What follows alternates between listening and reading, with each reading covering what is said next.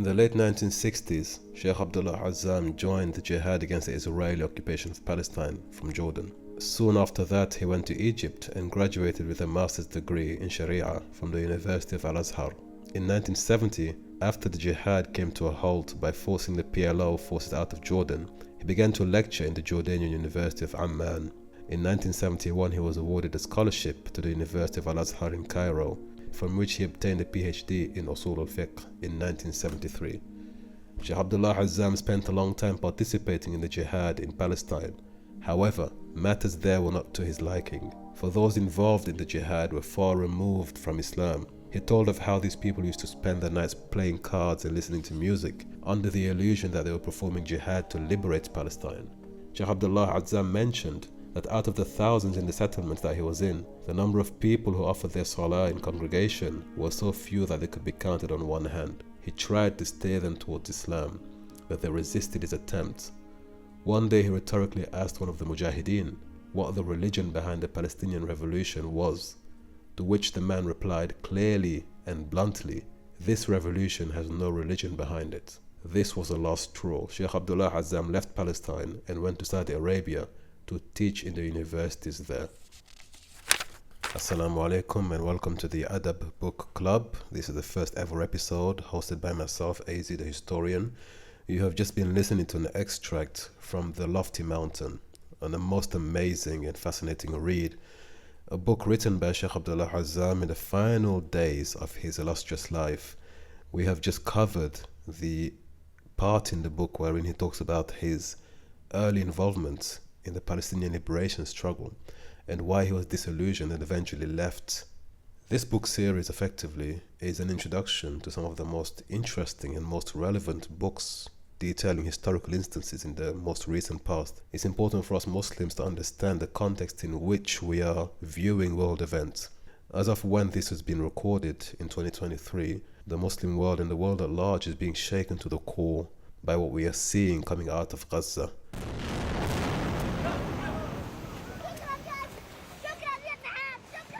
Many of us are asking ourselves at this point why the neighboring nations, the Arab nations, are doing nothing to alleviate this most tremendous and horrific tribulation falling upon the heads of the Muslims there. But when we look at history and we look at certain instances such as this, from the inside, from somebody who actually lived and grew up in Palestine and fought in the liberation struggle, we get a new perspective. And that is not to say that the situation then is the same as today, but it is important for us to understand the historical context in which we seek to frame a sort of opinion before we delve into condemnation and before we delve into seeking to blame other people. إن التاريخ صفحاته قليلة لا تكتب فيها إلا أسماء العظماء. كيف برزت هذه الأسماء؟ إلا بأعمالها، إلا بجهادها، إلا بتضحيتها، إلا بتمسكها، فبرزت قيمهم رغم الظلماء التي تحيط بالمجتمع وتلفه من كل جانب.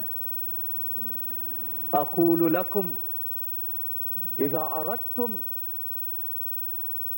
أن يظهر الله. Sheikh Abdullah Azzam potentially is one of the most influential contemporary leaders of the Muslim liberation struggle across the world. He is one of the most respected and most senior names when it comes to liberation of Muslim lands in the contemporary epoch of Islamic history. And his insight is very unique because he was a man who not only was involved in the jihad by the gun effectively, but he was also a scholar. And so he combines two very important aspects when it comes to Islamic resistance: knowledge, but also the power and the applied power and the applied force, which manifests itself in armed resistance.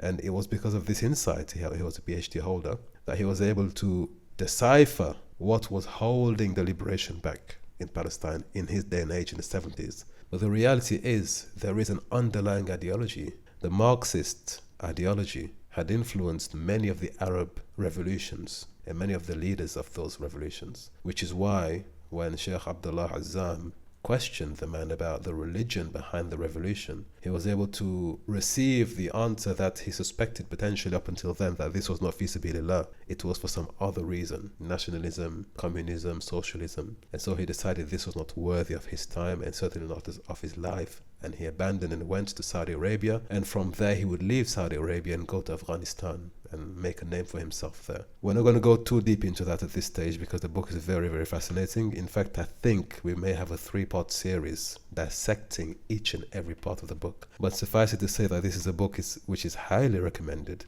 for especially those under the age of 40 who are observing what's unfolding in the Middle East right now and questioning themselves as to why this is happening and where the systematic failure is coming from. Abdullah Azzam again was a scholar but also a mujahid, and someone whose insight and perspective certainly should be taken into consideration when we're trying to frame a sort of solution as to what is the next step for the struggle in Palestine. On the 20th of January 1980, US President Jimmy Carter said, "The United States will not permit the Soviet Union to enter the Arabian Gulf." He added that they would use military force as necessary. However, this was an empty threat because the Americans did not possess a single sympathetic state in the area which would allow them to carry out this threat. This was especially so after the fall of the American stooge in Iran, the Shah. Had it not been for the grace of Allah and the people of Afghanistan, the Arabian Gulf states would have fallen into the hands of communism. We thank and praise Allah that the Ummah is with Jihad and repelling the aggressing enemy. And already we get a lot of insight here in terms of what was happening in 1980 and what led to what eventually became perhaps the greatest jihad in the 20th century, involving the people of Afghanistan and several world nations, including the United States by proxy and Russia. Now he begins by saying that Jimmy Carter, who was the 39th US president, said that the United States will not permit the Soviet Union to enter the Arabian Gulf. Why would this be such an important statement, and why would it be important for us to understand and to decipher what's happening today in Gaza, in Palestine, and in the Middle East? Well, quite simply, America has an interest in the stability, or at least has an interest in the monopoly of trade and movement within that region. And Jimmy Carter understood, especially in the 1980s, late 70s, 80s, there was a war, a global war of ideology. So you had the communists, East, Russia and her allies, and you had the capitalistic West, America and her allies.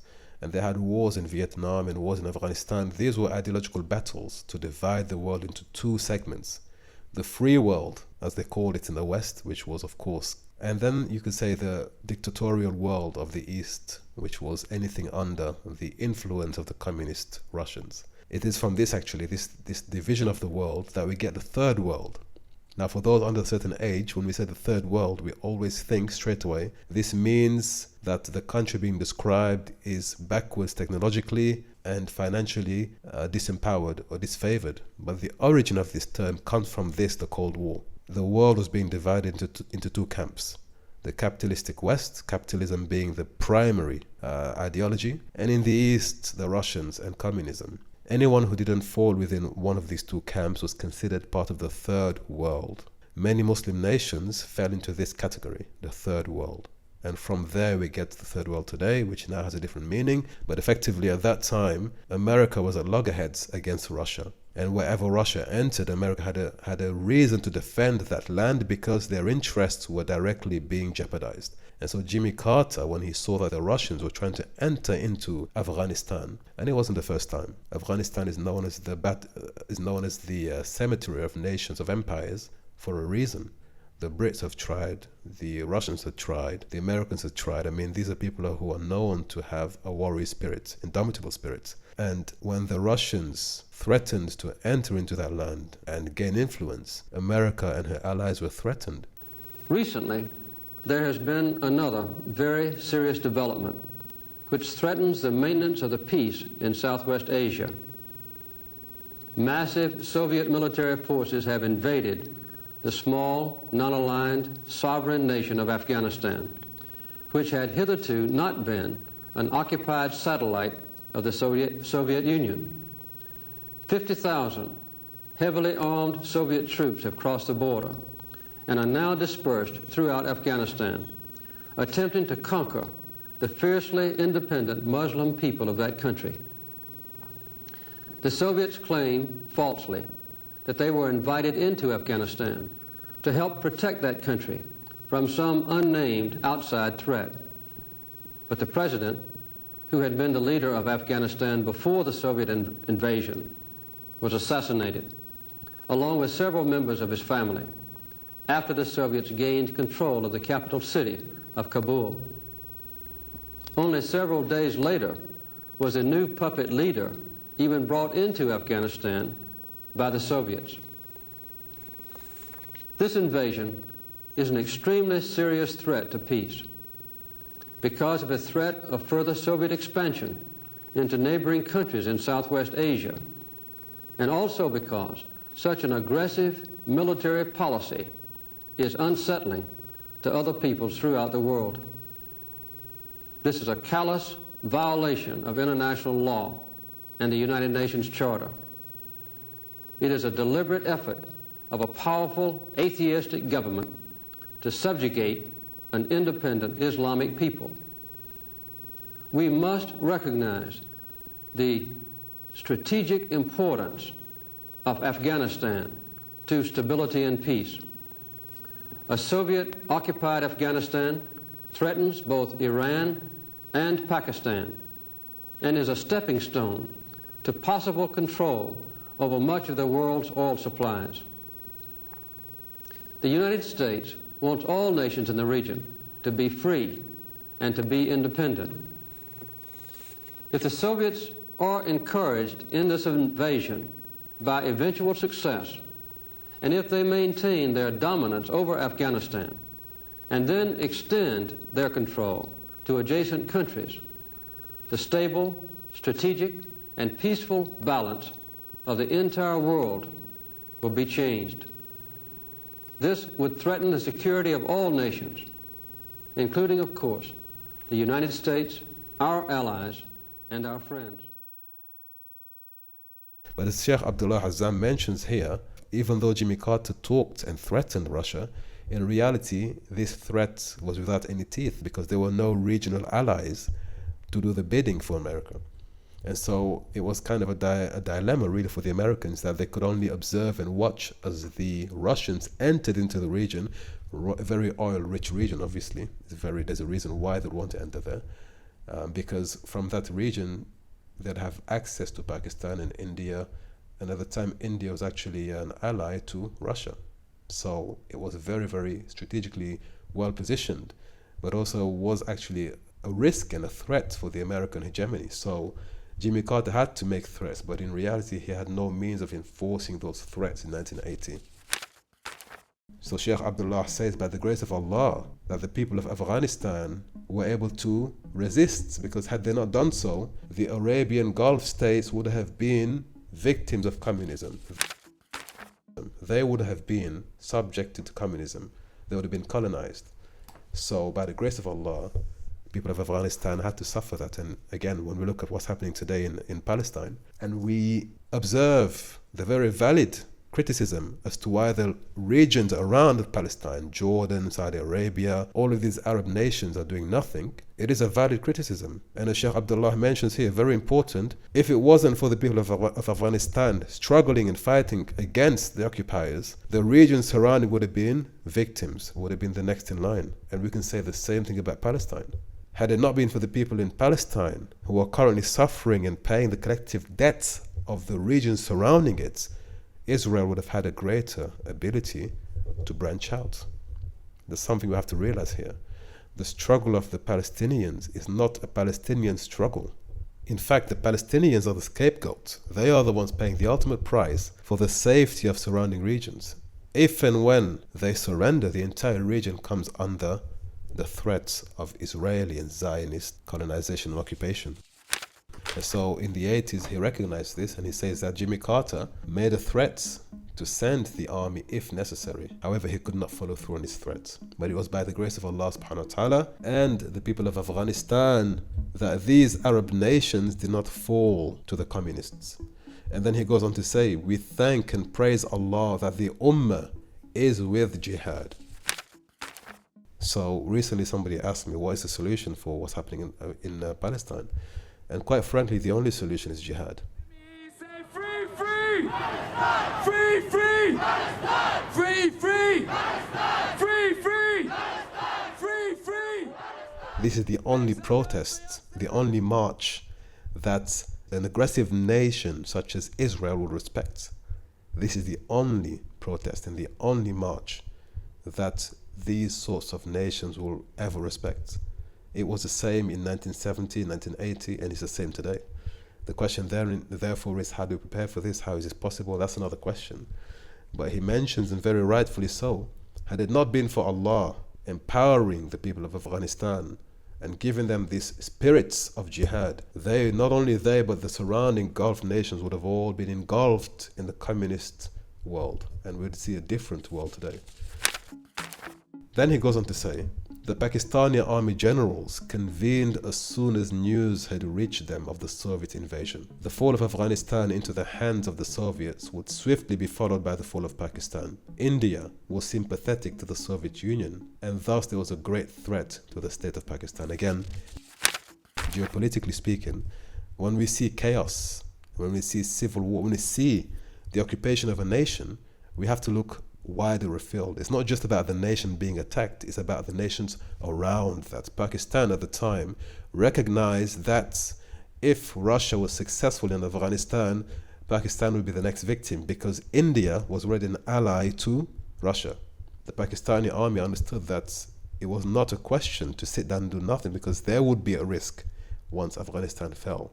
Their direct competitor India was then going to have a close ally in the nation of Afghanistan. And so they had to intervene very quickly to stop this threat from increasing and reaching them. The Pakistan army began to think of how they could avert this imminent disaster. They discussed the need for military preparation and tried to establish how much time they had. They knew that they could not repel India, even on its own. So a combination of India and the Soviet Union would easily defeat Pakistan. It was suggested that the Afghans would not be able to hold back the Soviet Union for more than a week. And so here again, he's re-emphasizing the fact that this was not only a war with Afghanistan. And so again, he's reiterating the fact that this occupation, this invasion of Afghanistan, was not only about Afghanistan, it was about Pakistan as well, who was really in danger, because if the Soviets did invade and conquer Afghanistan, that would strengthen India, who was already a big enough problem for Pakistan. So the combined effect of India and Russia within the same region would ultimately result in Pakistan being wiped off the map. And so they had to act. And again, if you look at what's happening today, if the Zionists are able to expel the last population of Gaza and to completely subdue the rest of the population in West Bank, this would be a threat to the surrounding nations. Because, again, it's a growing threat. It's not something that is going to just settle with this conflict being brought to an end. It's a growing threat. So they understood that by allowing the Russians to enter and to take over, Pakistan itself was at risk. And the Gulf at large, the Arab nations at large, were also at risk, which is why the American president, Jimmy Carter, issued his threat. But he had no means of following through. And this is where it becomes very interesting, because America realized at the time there was no one in the region with whom they had sufficient military, financial ties to, who they can rely upon in the same way that Russia can rely upon India. There was no counterbalance for the Americans. And so Sheikh Azzam goes on to say, when the Western world saw that the Afghan people had high resolve, they decided to finance the Afghans to fight against the Russians. And this is where it all begins. So when we talk about the jihad, jihadism, the global jihad, this is where it all begins. America has no friends. She only has interests. Proxy wars are important for us to understand. What we are seeing in Gaza is a proxy war. It's a proxy war. Iran's involvement, America's involvement, these are sponsors. They are sponsors. And they're financing and arming the local militia or the local armies to fight against one another in what is effectively a struggle between greater powers. It's a proxy war. The Americans at that time decided to hedge their bet with the Afghan people and to finance them and to give them the military means by which to repel the greater enemy, the Russians. And in doing so, they would actually not only arm and help, but also publicly praise and advertise the jihad. And this is something that's very strange to modern audiences, that the West was actually publicizing and praising the Mujahideen. But in the 80s, it was a real thing.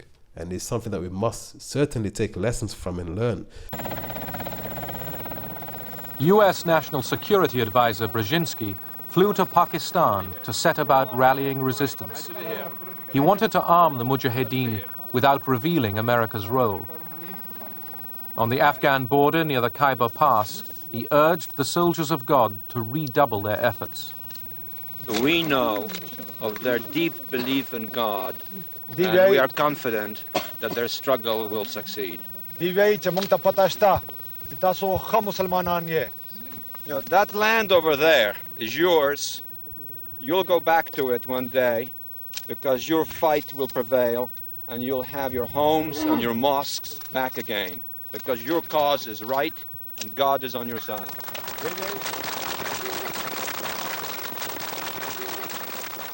The purpose of coordinating with the Pakistanis will be to make the Soviets bleed for as much and as long. A fascinating part of history. In fact, very recently I was speaking to one of my friends and we were discussing this. I said, look, in the 80s and in the 90s, things were very different. You know, the da'wah that was being propagated in public was very different. It was a pro-jihad da'wah because at that time, the order of the day was that it was okay and favorable to fight against the Russians or to fight against the enemies of America in the name of jihad. But in reality, it was a proxy war. And the Muslims were being utilized as they were being utilized in the German war, in the German struggle against the Americans in Britain and Brits during the Great War. Jihad was mobilized, was monetized, was actually weaponized against France and Britain at the time under the Ottomans. And the same thing happens again in the 1980s. And so the Americans saw that the Afghan people had high morale and resolve, so they decided to finance them.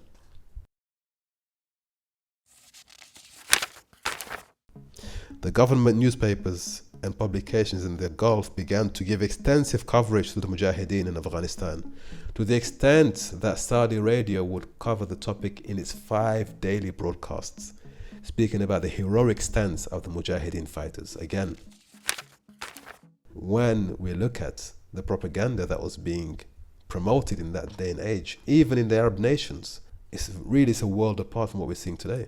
It's a world apart, which again goes to prove that not every conflict is driven by sincere religious intent.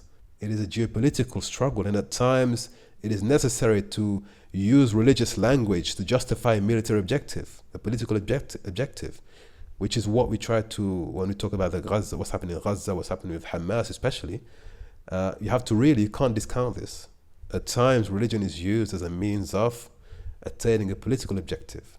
And this was being done in America with the American media and also in the Gulf nations in the 80s.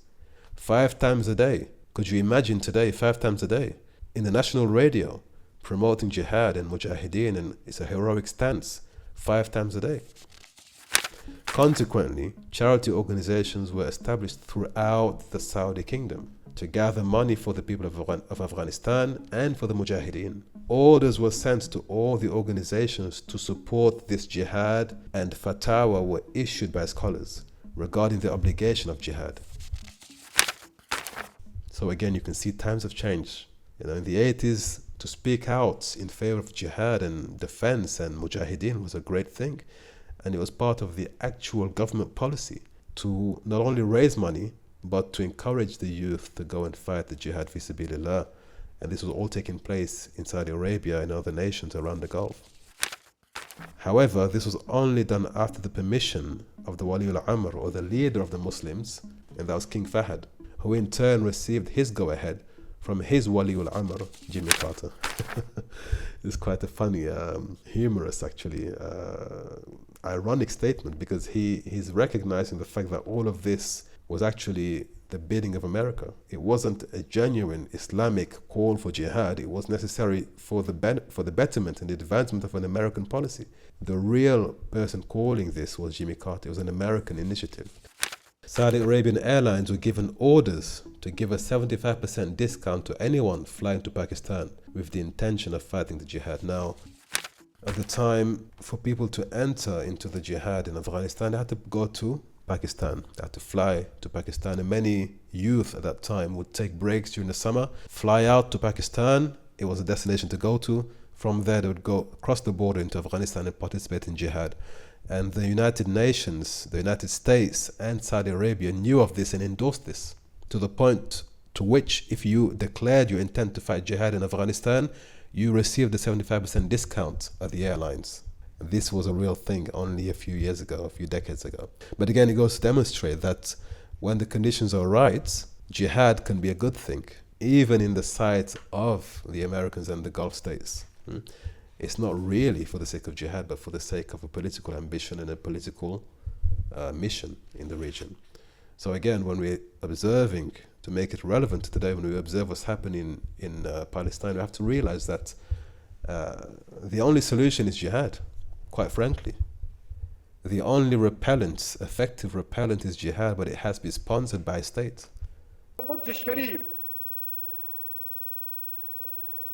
يناديكم ويستغيث بكم أيها الإخوة لتنقذوه من محنته ومما ابتلي به. فماذا يخيفنا؟ هل نخشى الموت؟ وهل هناك موتة أفضل وأكرم من أن يموت الإنسان مجاهدا في سبيل الله؟ أيها الإخوة المسلمون، نريدها قومة ونهضة إسلامية لا تدخلها قومية ولا عنصرية ولا حزبية، إنما دعوة إسلامية، دعوة إلى الجهاد في سبيل الله، في سبيل ديننا وعقيدتنا، دفاعا عن مقدساتنا وحرماتنا. وأرجو الله سبحانه وتعالى أنه إذا كتب لي الموت أن يكتب لي الموت شهيدا في سبيل الله. It has to be sponsored by a state. This was the case in the 80s, in the 70s, and it will be the case in the 21st century. But again, until the interests of the leading nations align with the interests of the Muslims, we will not be seeing that happening anytime soon. It just so happens that at the time in Afghanistan, there were no local allies, so they invested in the Mujahideen and were able to attain their objectives that way. But such a policy was not without its own consequences, because we all know later on, if you follow the history following the Soviet war, following the Bosnian war, there was repercussions in the home nations. So when the Mujahideen left these battlefields and returned back to the Arab nations, returned back to Europe and America, they brought back with them a jihad mentality, which was now a problem for those who sponsored and trained them in the first place. At this point, it should be mentioned that Hamas, in the same way that America sponsored the Mujahideen in Afghanistan, the IDF used to finance Hamas. And this is also very important. It's important for us to know the origins and the history of certain movements, because we cannot blindly justify everything based on emotions. You have to understand the geopolitical dimensions of these things. Sheikh Abdullah mentions at the beginning that he had second thoughts, which led him out of that liberation struggle when he understood the real driving force behind it, the ideology behind it. So we have to keep this in mind. Sometimes your enemies will use you to get to what they need, but at the end of the day, the objectives are not aligned. You have different objectives. So the fear of the Americans, its allies, and the Arabian Gulf states was such that they failed to see the possible long-term effects of pursuing such a strategy. This short-sightedness was to prove to have disastrous consequences for the American allies after the Afghan Jihad. This is also very clear because, again, at the time, the only thing that they were concerned with was providing a counterbalance or a counter strategy to what the Soviets were actually advancing in Afghanistan. So they failed to look beyond their immediate needs and created a monster in their side that they could not subdue later on. And these, of course, arose, we know them today as Al-Qaeda, Taliban, these sorts of groups who were trained by the CIA. This is irrefutable.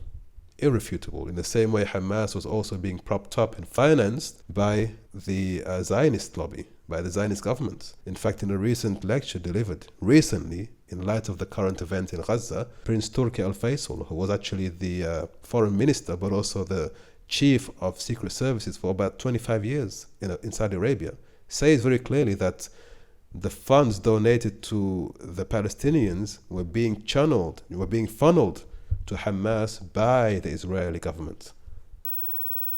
I also condemn Hamas's gifting the higher moral ground to an Israeli government that is universally shunned, even by half of the Israeli public, as fascist, miscreant, and abhorrent. I condemn Hamas for giving this awful government the excuse to ethnically cleanse Gaza of its citizens and bombing them to oblivion. I condemn Israel for funneling guttery money to Hamas. I condemn Israel for funneling guttery money to Hamas. I condemn Israel for funneling guttery money to Hamas. Okay, these are things we have to keep in mind. These proxy wars, war in itself is deceit. There's a lot of deception in war, but we have to keep an open eye and be discerning and not be led by emotions. That is not to say that Hamas does not have legitimate grounds for grievance and that it is not striving sincerely for the liberation of the people. That's not what I mean here. But we have to keep in mind, an open mind, and to understand that the world of politics and warfare can be very deceptive. Okay, it's a war of attrition in many ways, but it's also a war of convenience. America will side with Muslims when it's convenient and conducive to their long-term objectives. Likewise, the Israelis, Hamas, and any other group that's willing to lay lives on the line for their political end will do whatever necessary to attain their goals. It's almost Machiavellian in simple terms. But in this instance, in the 80s, the Americans miscalculated. They financed the jihad, not realizing that at the end of the jihad against the Soviet Union, the Mujahideen would turn against the real threat, which was the American.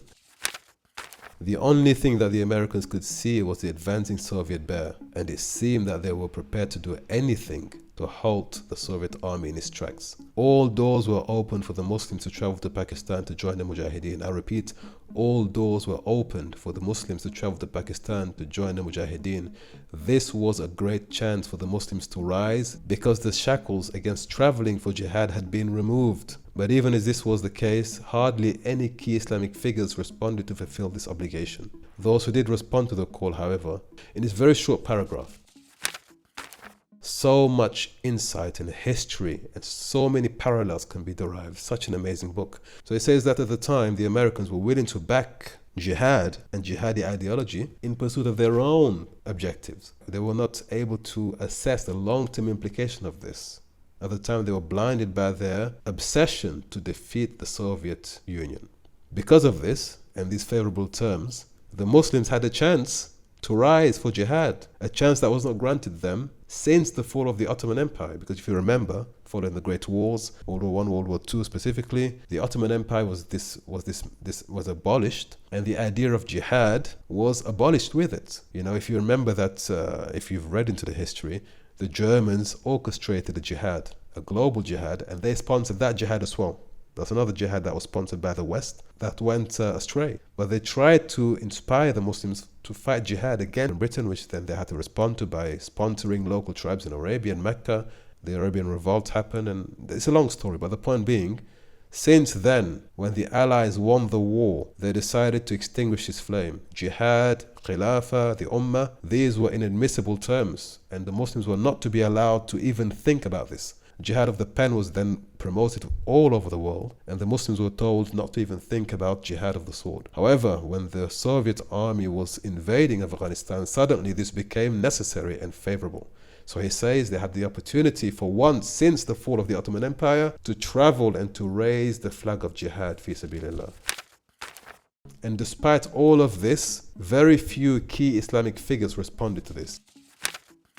So in other words, even when all the conditions are in place for jihad, in other words, you have state permission, you have state sanctity, they allow you to go in, they endorse the mission, you have fatwa being given by ulama, and you have a general atmosphere where even the air flight tickets are being discounted, very few people participated, which reveals a lot about what we claim we want to see. Suppose today that the Arab nations surrounding Gaza were to issue a political statement that they were allowing the borders to be open for mujahideen to enter.